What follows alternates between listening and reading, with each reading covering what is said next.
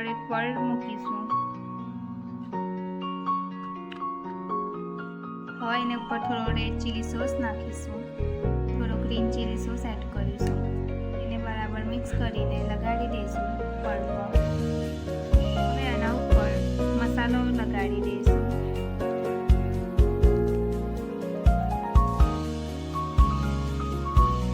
આવી રીતે બરાબર બધા પર લગાડી દઈશું। એના ઉપર થોડું લગાડી દઈશું। હવે એનો રોલ આપણે વાળી દઈશું।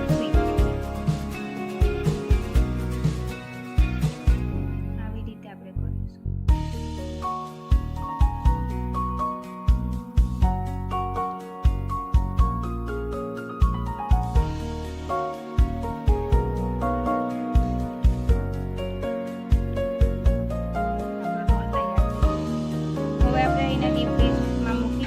કલાક 2 કલાક એવી રીતે બધા ભરી લઈશું। હવે આપણે કલાક 2 કલાક માટે ડીપ ફ્રીઝ કરી દઈશું। હવે આપણે તેને આવી રીતે કટ કરી દઈશું।